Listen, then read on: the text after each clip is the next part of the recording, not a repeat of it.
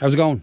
Today's video is about how to find fish and how I find fish and how I chose this mark and many others just like it. Sometimes fishing can be hit and miss, but you have to cut out as many variables as possible. You can never be quite sure what you're actually going to catch, but you can narrow down to where you can catch. And so these days, what a lot of people use is a mobile phone. They'll use Google Maps, Navionics and other things like that, and between the blending between them, you'll get the information you need for to fish where you want to.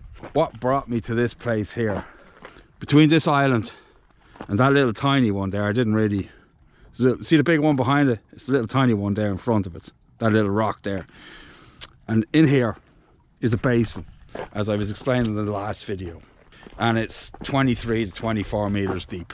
And that's what it's about. That's what brought me here. I didn't know what I was going to catch.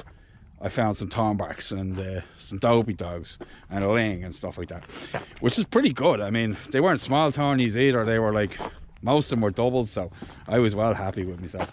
I will go through the procedure I used today on my phone for everybody to see. And I'll talk about the apps I use and all the rest of it. And then everybody can find fish. Finding fish is about thinking about the design of the fish, if you like, how it's adapted to live where it is, and other such scientific things as that, you know, stuff I like to refer to it as. I will get my phone out and we will start with how things go. That's what we're going to do. So first of all, I like to find the water, and I use one of these navigation apps here. Okay, what you need to do is learn how to read the charts. That's it. Right, so here we go. That's where we are right now. And so this blue dot is where I am roughly, and I'm going to zoom in here till I find exactly where I am. Right there in that pier.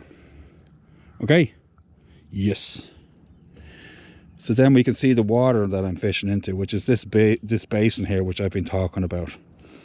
Okay, now it is mixed ground, and I can tell that by the changes around it. Okay, this is how I determine what the bottom's like. If it's just, I can show you another one anyway. So I know that this is a basin here, and it's got bits of kelp, bits of sand, small rocks, that type of a deal. So there could be pretty much anything here. Like if it was back in the UK or Ireland, there'd be dogfish, there'd be straps, there'd be rays, thornbacks and all that kind of stuff, right? Maybe even flatfish as well could be in this area here, right? So this is how I chose this mark here, right? Now I'm going to show you the difference between this and one where I'd actually go and target flatfish.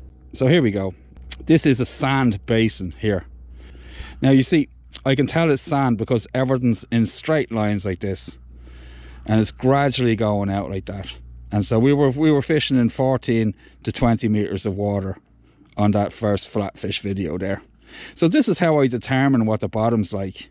Sometimes it will say sand or whatever, but most of the time it doesn't. So if you've got like graduated lines like this, gradually going out like that, you can pretty much be sure that it's sand or mud. Whereas here, for instance, you can tell that there is a basin, but it's not going out in graduations. There's bits that go up and down, so that means different bottoms here. There's gravel and stuff like that, so it erodes differently. It's not uniform. There's kelp beds and other stuff like that, so you can tell it's broken ground with kelp, rocks and that kind of thing. So that's that. That's how I determine what the ground is like and what type of fish are going to be there. Okay, and when I've determined what the ground is like, I go into Google Maps and I zoom in there and I go into Street View, and then you can see whether there's gates or can you go there at all, is there a pier, whatever, so you can be sure about it. Sometimes there's photographs done by the public. They'll be in little spheres around it, the little blue circles, and you can click on them and see what actually is going on. So that's how I find the marks, right? And how I determine what's going to be there, well, that's just through experience, more or less. And it's only ever guesswork. Like a lot of fishing is mostly guesswork. So that's the first bit of how to find the fish. The second bit is putting bait on the line. Yeah, so we're going to do that now. Okay, yeah. The rigs today are the South African rig, And they are the up and over ring rig. That's what they are. So the baits are going to be mackerel, the rods are going to be the Sonics, boom. The reels are going to be the Meg 525, boom. Woo. That's your lot. There's weird stuff falling from the sky in Ireland. The only thing that falls from the sky is rain, and I've heard the locals refer to this stuff as snail, and they also say something like they dial it afterwards. I don't know what that means, but I think they're wrong. I really do. It's cold, it gets up your nose, and yeah, ruins your fishing. And so we get a first bait on the up and over ring rig. Okay, yeah. 1 minute, I'm not wearing sunglasses. The next minute I am. I'm getting fed up now. The weather, 20 seconds, and then you have to do something different. And all these rigs will be linked in the description, okay? Yes. Okay. So we do the bait. Look, mackerel's got snow on it. Yeah. Snow mackerel. I got loads of mackerel. Thought you said you had snow mackerel. I did. Anyway, so here we go. And I'm fishing this with the South African dingle dangles. If you want to know how to make them, I'll link that in the description as well. I have a vid on that. So that's an 8/0 full circle. So we're going to put some mackerel in it. So you just determine how long it needs to be. Some of my dingle dangle hairs have got a bead at the top, some don't. This one does, so you just cut it in between like that. So that's, the bait goes in between the two beads. Or if it wasn't there, we could go between the back of the hook and the bead. That's it. So we got 2 pieces there. Make them equal sizes and dimensions. That's it. So we put one side on first of all. I'm going to fish this one skin side in, because it's going to be a big bait. It will fish long anyway. If it's too small, it's also okay-ish. You can just fill in the gaps there with other bits. So we're going to whip this bit on as well. So then we have it like this. Yes, then you take it like this. This is to stop it shooting off over the end. So you go up to the top, down to the bottom, right? One side, then you alternate. You go over to the other side like that. That's it. Up to the top, down to the bottom, up to the top. Just keep doing that until you're satisfied. That's it. So then you have it like this. Now you start up the top and it will stop the elastic from coming together like that. It's simple. Okay? Lovely. Yes, you can see it stopped it. So then you just work down the bait just to secure it a little bit more. Special attention to the bead at the end. The bead stops the bait shooting off the end of the hair. There's the bait there. Bumsky. So the weather's got really bad all of a sudden. It's going to lash this out. Anyway, so that's the up and over ring rig there. And I think it's the first time I've ever cast it in the blizzard, but we give it an old lash anyway.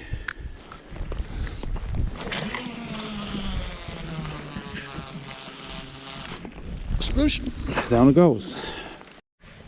So it's not always beautiful, but oh, we got a fish. Yes. First bite. There we go. Yeah, look at that. Nice. Just on low water. We'll tighten up on this one. Yeah, I think he's there all right. The thing is with circle hooks, you shouldn't strike with them. If the fish is swimming away from you, then you just wind down and just hit them like this. That's like that. Now if this has come off now, I'm going to look like an idiot, haven't I? No, he's not though. Oh, it's a big one. It's a nice fish anyway. It's a ray, of course.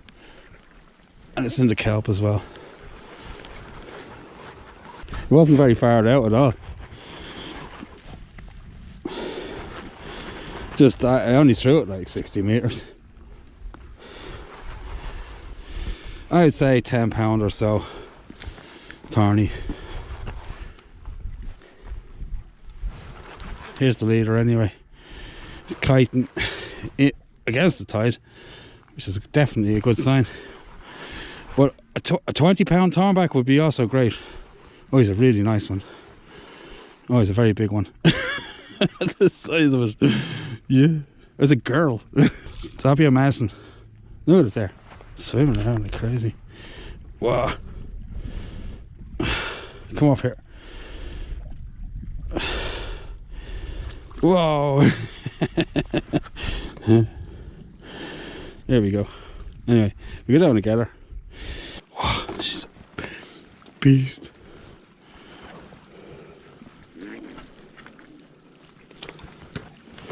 There she is. Oh, she's a lump. The size of it. Get her unhooked. No trouble. Well, really nice fish.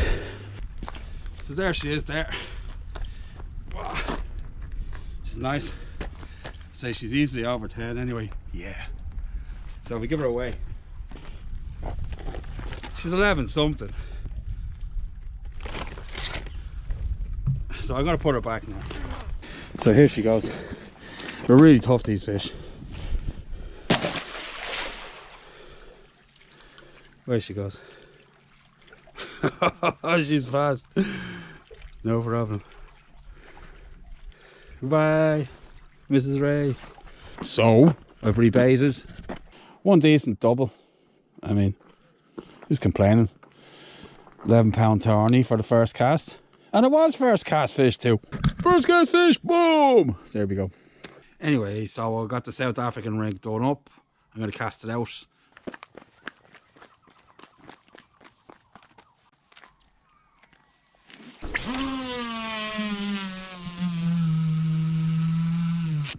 Boom! Ski. So we let it sink down. Let me see if we get a fish here. Yeah.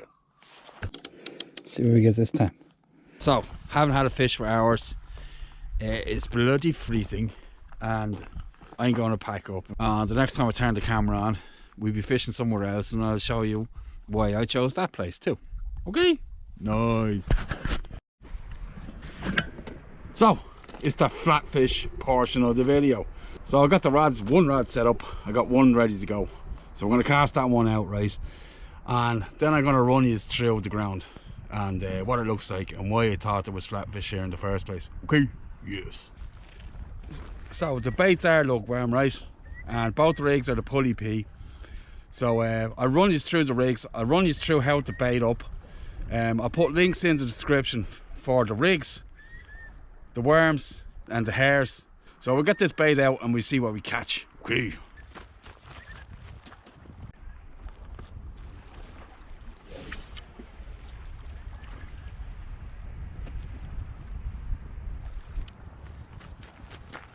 So I'm looking for some extra distance today because it's very sunny, and despite all the myths, place really don't like sun. What they like is clear water, overcast conditions and a decent tide. You can argue with me if you want, but that's my experience. Sunny days never produce for me with a place, but there's 20 meters of water there where I'm casting, so I'm still optimistic. Anyway, yeah, stuff. So first up, here's the baits, right? These are frozen blow lug. That's a pair of mustard scissors there, just to give you some comparison.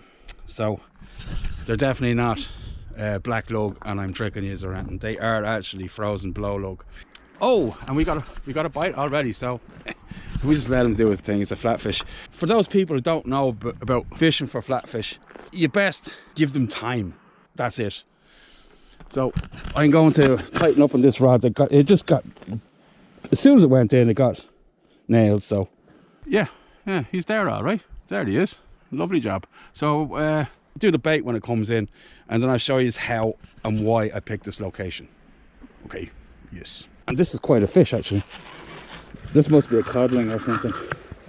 If it's a flatfish, it's a monster. That has to be a codling. If it's a flatfish, I'm made up.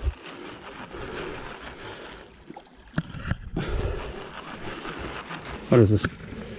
That's a round fish anyway, it's a codling. Well, yeah. This little coddy. So that's the first one anyway. So there he is. Ow! There, he's hooked in the lip there. So we just take that hook out. That's gonna return this guy. Bye bye. There he goes. So, first one on deck, a codling. Something else that helps with flatfish is these Lumi leads. I make these myself. It's very time consuming and I just did it as a project, so I'm not going to do a video on it. These are done with epoxy and spray paint. If you're in a jam or something, yeah, maybe, but I have to say myself, it's a lot of effort for not much return. You spray the lead weight and then you cover it in epoxy. That's it. One of my reasons for not eating the cod right now out of spawning is they're not particularly good to eat because they're spent as well, or they are going to lay their eggs. Either way, you won't get a good fish or you'll kill a load of potential fish. So I just leave them to it.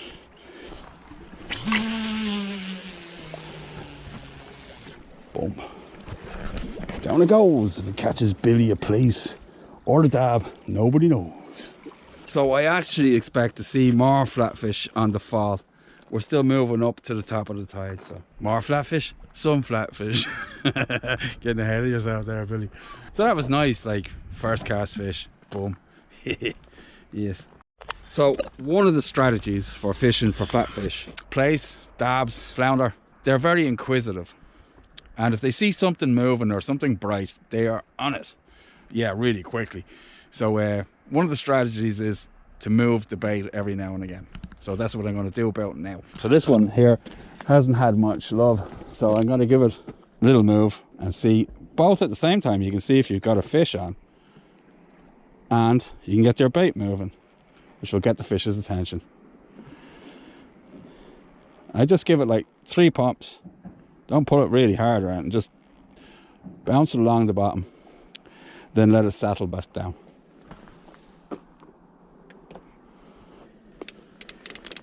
That's it. And I just leave the ratchet on because it's Norway. Now we're going to watch that rod now after I move that. Usually you'll get some action on it. If you haven't before, and after you do that, usually you'll get a bite if there's fish around anyway. So the whole point of this video was to bring you here and show you what the ground looked like here. So to do that, we have to go behind this wall because it's too sunny here for you to see the phone. Okay, and this is like on the job training, this is, right? None of this sitting in front of a PC at home or anything like that. No. So we're going to go behind the wall and we're going to have a look at the phone, and I'll show you what I was talking about, or what I mean anyway, or what brought me here in the first place. This is the pier where we are here, okay? So, and if you zoom in, you will see these lines here, these contour lines. And because of the uniformity, right, it shows me here that there's little change in the ground apart from the slope. So that means it's sand. So that's why I came to target flatfish here. I'll show you how the apps work actually, for those that don't know. Right, you see the little measuring thing there, and you touch that there, okay? Then it gives you this little cursor, right? And then you press this button here. Each app is different, but they're all pretty much the same. They all work the same kind of a deal, right? So then you get it like that, and then you just drag the map out like this, and it'll tell you how far you need to cast. So at 92 meters, you're almost in 20 meters of water. And at 120 meters, you're well into 25 meters of water. So that's that. And here's something else I didn't point out. The closer these lines are together, the steeper the gradient. So you don't want these to be too close together if you're targeting flatfish. If you're trying to get into deep water, you want them really close together and a basin at the bottom. That's what I target anyway if I was fishing deep water.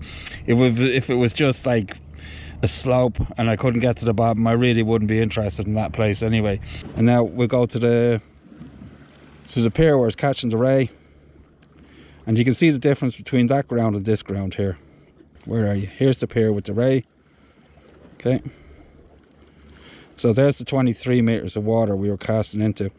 It's nice to have a basin or some kind of flat place. If it's too steep, there's not going to be that many fish collecting there. There'll be fish passing by, but there won't be fish holed up there. You know what I mean? So what made me think that this was a good place to fish was this flat area here in the middle. And we found rays there. So yes, great place. But what also made me fish there, thinking that there'd be something different than flatfish, was the change in the contour lines. You can see they're not uniform at all.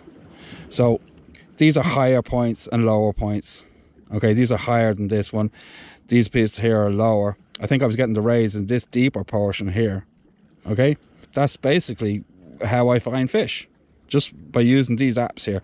If you don't live there, you haven't fished there before, you don't know the local knowledge, this is how it works, and it works really well. So that's it. And this is how I find fish everywhere. It's very simple.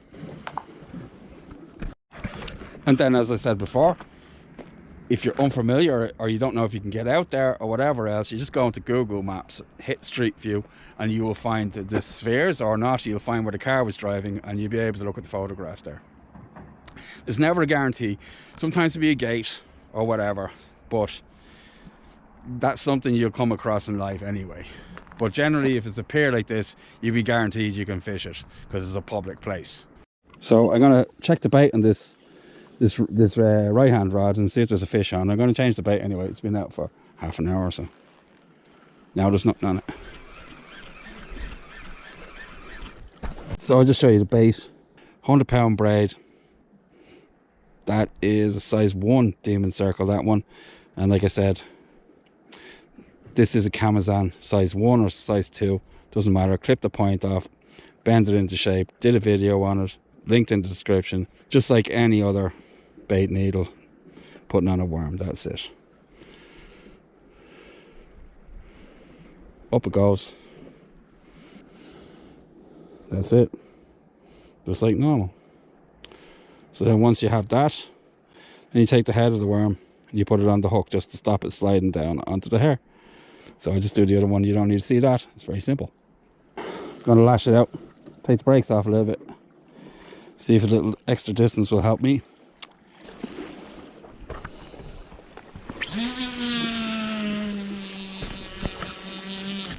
Boom.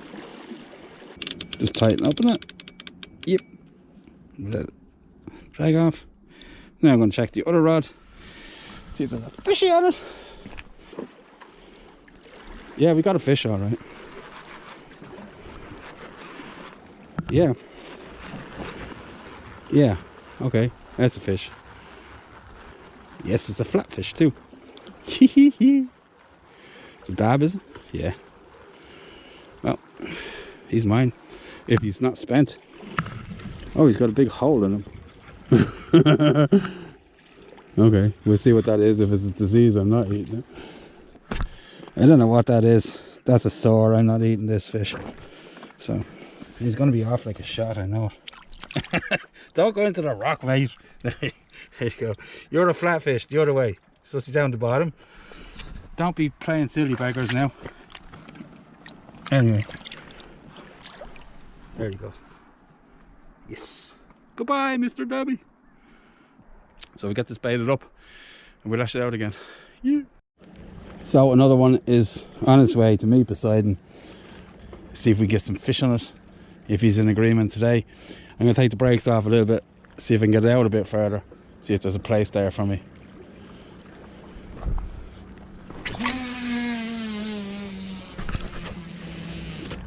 Boom. Beautiful. Yes. She's been very pretty today. Even when it's bad weather, she looks great. Yeah. Look at those cliffs over there. Boom. Yeah.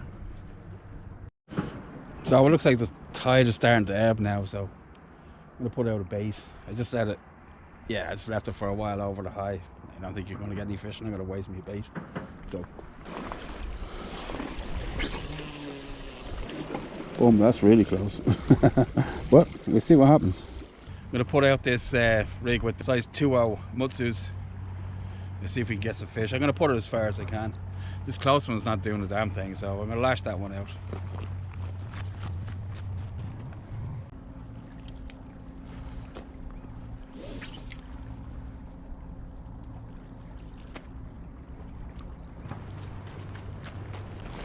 So that's it. So we get that one settled in and see if we get a fish. Yeah, we got a bite. I know. Yes.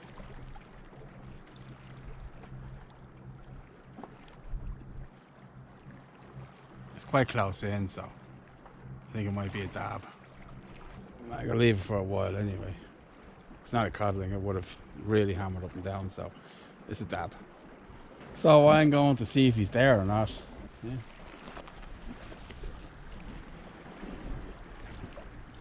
Yeah.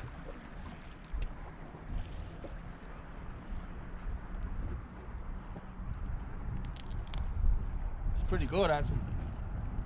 How's the place? Okay, yeah, nice. That's what I came for. Bit of a scrap out of him as well. Yeah, he's not spent at all. I'm going to keep this fish actually. Nice place for my dinner. Boom. He's really nice. Yes, nice. So we're back on again. We just got another slack line. Ah. Oh no, he's there. He's just swimming at me. There's another place, is it? Yes, it is. Oh, they got some bites on them. Oh, it's a dab actually. You're also coming with me. Din dins. There we go. Nice little dab. Whoa. Not spent. It's still there's milk coming out of him, so I'm going to put him back actually. Yeah, I thought they were finished, but I mean, some are later than others, but this guy's still got a bit of. He still hasn't done his business anyway, so we just put him back. Most of them were fit to burst the last time. Goodbye. That's a rock dopey. Look at him there. Goodbye. Nice. I mean, they were much fatter when I first came here, so I think most of them would spawn. There's always a few latecomers. What can you do? Anyway, so yes, that place wasn't out very far at all, so not gonna go mental.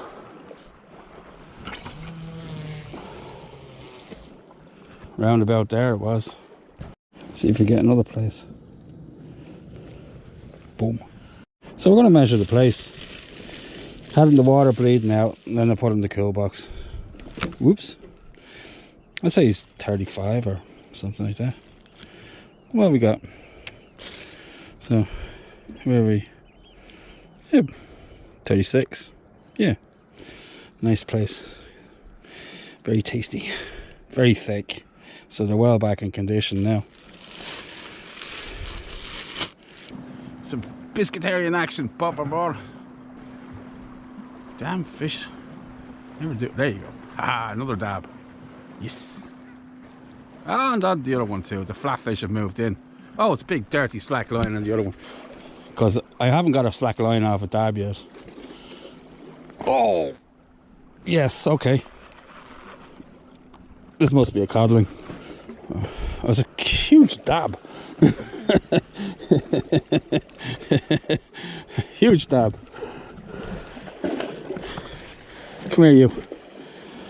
But just a monster. Get your local balls around this lad.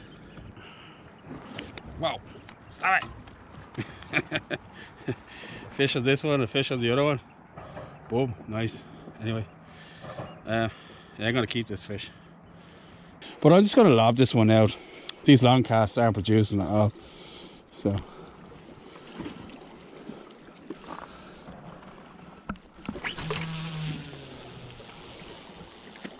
Boom. 60 meters, that's all that is. So we get this dab measured up. 37. Yips, 37.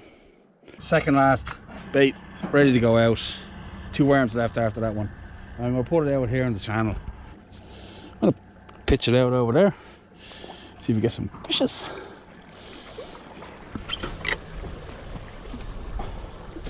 Boom. Second last cast fish. Let's see.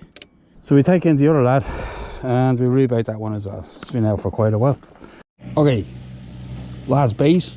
Is it last cast fish? That's what I want to know. Right, I'm going to throw this one as far as I can onto the deck of that boat, right?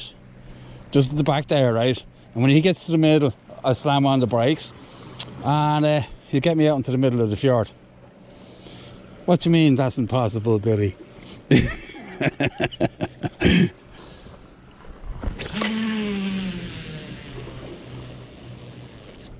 Boom.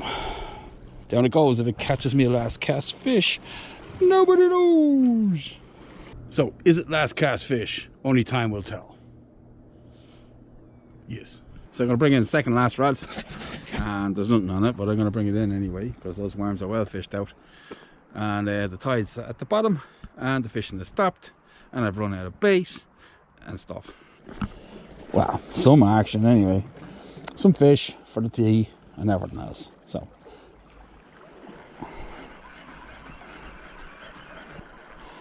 yeah, the lead weight. Yeah, and some weed. Okay, that's that one done. So we got a last cast fish by the look of it. Come on, last cast fish, do it for me, baby. No, he's not on. Ah well, I'm hanging around here all day waiting for the last cast fish. Anyway, so that's it now. Nice little bite. There's obviously some small dabs out there that can't get the hook into their face. But anyway, it's been a great day. So that's it now. Boom. The end. So, hope you enjoyed it. Hope it helps you find some fish. So, wherever you are in the world, remember, I'll see you on the beach. Bye.